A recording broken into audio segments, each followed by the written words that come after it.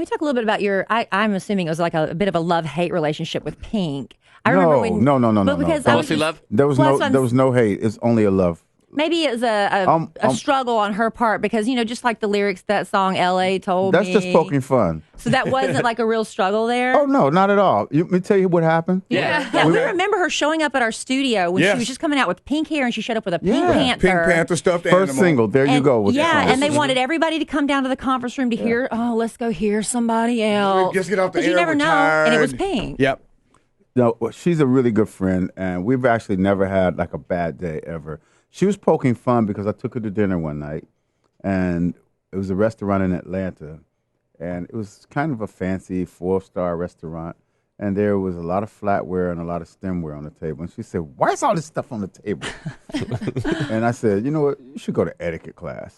And that's really what the joke was. So that became the song that made me think that you had a love-hate relationship. We're not even close. And she also sings about Brittney Spears. So I've got to ask you because Brittney Spears is my heart. Oh, okay. You sat next to her and breathed Brittney air. I did, yeah. What probably touched her, right? What can you tell me? Incredible. What a breath smell. See, I don't want to meet her because I have her in such a special place in my heart that it will never measure up to what I want it to be. So I don't want to meet her. No, she won't blow it. She won't. You know what I mean? That feeling of when you look up to someone and then you meet them and they just She's warm. They destroy it for you. She doesn't destroy it at all. Tell me something. Well, What? Anything. Oh, it's beautiful. I love sitting next to Brittney, especially when she looked at me in my eye and said, "So, Simon, what do you think?" Oh my! That is the best. That is the best. I loved you on X Factor. I loved you because you, out of all the judges, you felt the music every time. The head bob. And they always talked about the head bob. The head bob was something else. Yeah, man. Like you could tell when you liked somebody, you started with the bob. Why You're like, did that show not click? Like It did American? click. We have 14 million viewers. I know, That's but click. it didn't. I mean, it didn't last. Why did it 'Cause go I quit. away? Because you quit. You think that's the When I downfall quit, the show of it? went downhill.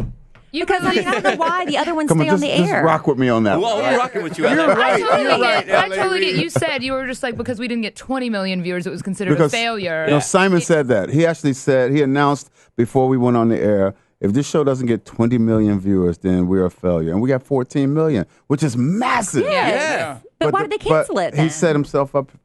I don't think that the show had consistency. Mm-hmm. That's my feeling. It's like the first season, it was one set of judges and hosts. Next season is switched. Next season is different. I don't think you can do that. I think that consistency brings about trust. You've said you regret doing the show, right? No, not regret. I don't regret doing the show. Maybe I shouldn't have done the second season. Maybe I overstayed my welcome. Do you think those kind of shows work anymore? I mean, Working- actually in find which way? talent? Like, do they make money? Superstars. Well, I mean, I know They make a lot. No, do they make superstars? I mean, No. work when it comes to the actual like artistry, Well, finding the star these sometimes. days. Most of the time not, but sometimes they do. Like, It's been a while. X since- Factor has, watch what's about to happen with Fifth Harmony, for example. Like, we just finished a new record, right? Yeah. And unless I'm crazy, it's incredible, right? I think you're usually right? It's pretty incredible. Like, I'm really mean that. I think it's like really incredible in like several songs. And Worth It was a jam. And yeah, That's a Worth It jam. was a jam, right? And then so that's one act that came from the show, and then there's One Direction that came from the UK show. So 2 out of maybe, we must have saw 50 auditions per day, Right.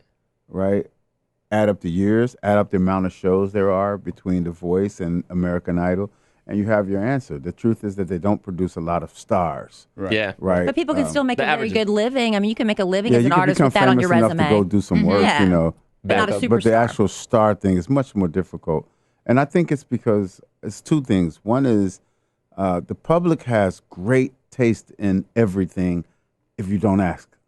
But the minute you ask, you're asking people to be professionals. So now every kid at home or every parent at home is all of a sudden an A&R person. And they can now say, this is the person. And it's not nearly that simple. Right. The profession isn't, it's not rocket science, but it's not that simple. And it makes sense because you ask, you know something's going to be good when you ask the question, do the parents hate it? Right. And if the parents hate it, you say it's going to be good, right? Yeah, that's my thing. And who's voting for these people on these shows? the parents. Yeah, that's my thing is I don't begrudge adults. I'm an adult and I'm a parent and I love parents but I always think that the kids know what's next. Yeah. And the kids, and it's usually something that feels rebellious to the adult.